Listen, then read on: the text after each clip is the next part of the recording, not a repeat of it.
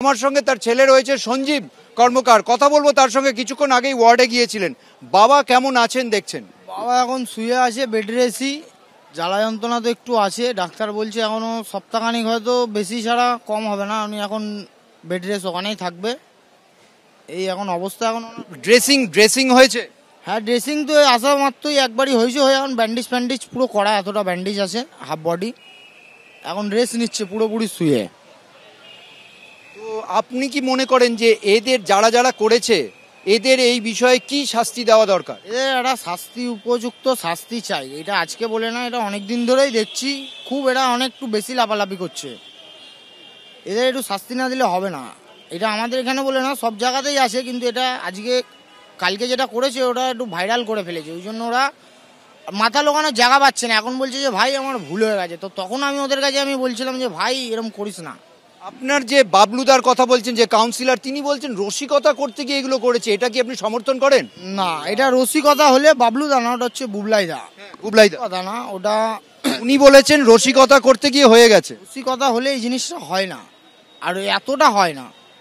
আমিও প্রথমে ফার্স্ট ভেবেছিলাম রসিকতা, কিন্তু এটা রসিকতার কোনো জিনিসই নাই।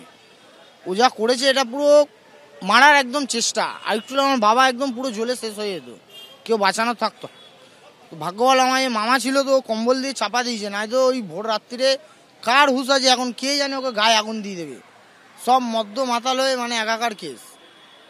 খুব কপালে করে বেঁচে গেছে আমার ওই একমাত্র মামার জন্য, পাশের বাড়ি, সেই বাঁচিয়েছে। না আজকে যেইটুখানি রয়েছে তাও থাকতো না, যা অবস্থা আছে ওনার। এখন কি মনে করছেন এই যে যাদের অভিযোগ করছেন তাদের পুলিশ গ্রেপ্তার করলে আদৌ গড়ছে কিনা, সেটা নিয়ে কি শুনতে পাচ্ছেন? গ্রেপ্তার এখনো তো শুনলাম বাবাকে নাকি তুলেছে, একজনের বাবাকে তো তুলে লাভ নেই, যে করেছে আমি চাই তাদের একদম উপযুক্ত শাস্তি একদম চাই, আর কিচ্ছু চাই না।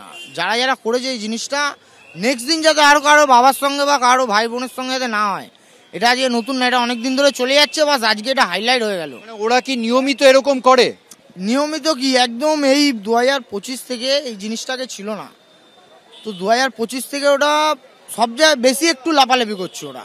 অর্থাৎ তার বক্তব্য যে এই যে যারা তার বাবার এই পরিস্থিতি করেছে তাদের যারা শাস্তি চান, এবং তারা নিয়মিত এইগুলো গত চলতি বছরে করছে, এবং একই সঙ্গে তার বক্তব্য বাবার শারীরিক অবস্থা যথেষ্ট উদ্বেগজনক।